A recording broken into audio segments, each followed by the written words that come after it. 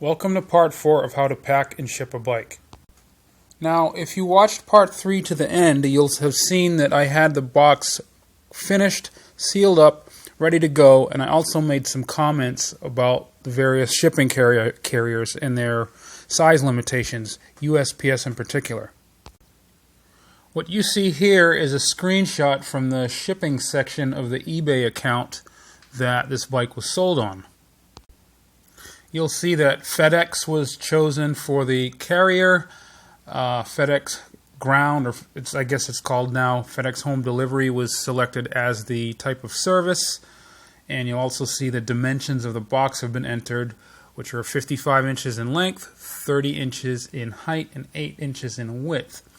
And you'll also see that this comes to a whopping cost of $95.22. Now look at this closely. This is another screenshot taken from the same exact web page. Most of the information entered about the package remains the same. FedEx is still the selected carrier using their FedEx Home Delivery service. The weight entered for the package is still 37 pounds. The package length is still 55 inches. The package width is still 8 inches. But I've gone ahead and entered 29 inches as the package height instead of 30 inches as in the previous screenshot. Notice the huge difference in the shipping cost. It's gone from $95.22 down to $35.42, less than half. So basically, that extra inch in the height of the box costs $59.80 to send that. We're going to do something about this. So we've just seen how a difference as little as 1 inch can make a substantial and drastic difference in the shipping cost. I had this box all sealed up and ready to go, but I've reopened it to trim it down a little bit to get it down to size. The actual dimensions of this box are printed on the inside of the end flap, as you can see here, 55 inches by 8.5 by 31.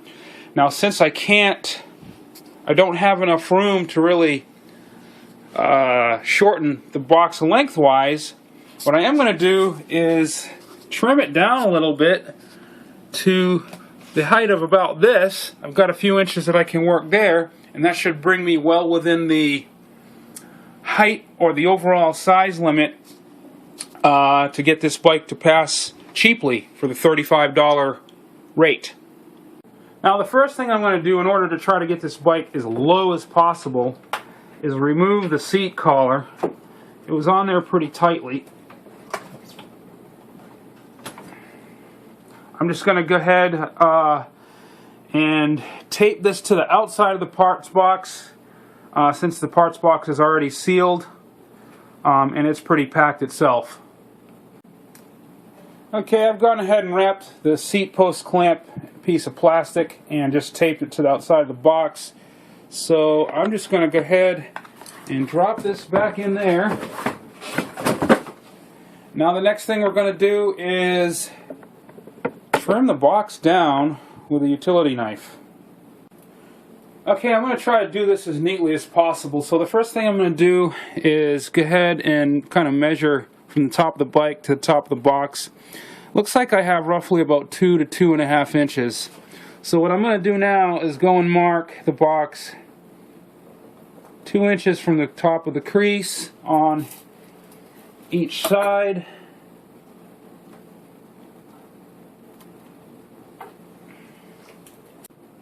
Okay, I've gone ahead and marked all 4 corners of the box, as well as put some marks down along the sides. That is 2 inches from the top of the crease here. Next thing I'm going to do is grab my utility knife at the mark, 2 inches. I'm going to cut each corner like that.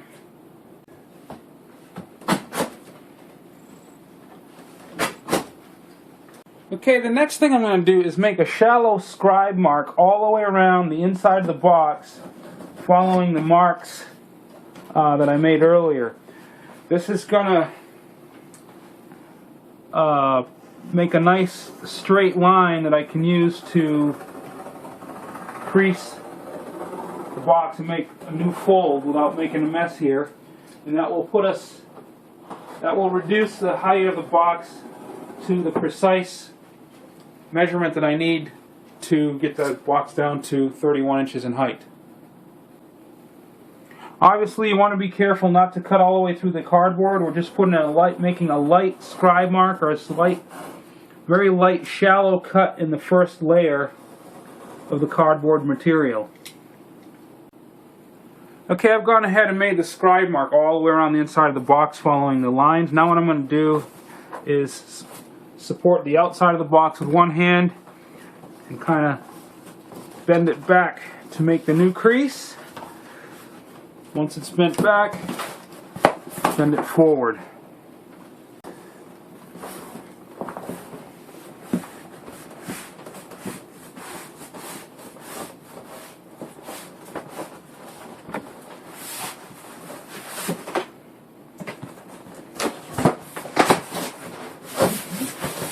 Now you'll end up with a little excess cardboard now because the box has been reduced in height, so I'm just going to take my razor knife and cut off about a 2-inch excess, seeing that we made the box smaller by about 2 inches. And this side is done. Let me go ahead and do this one.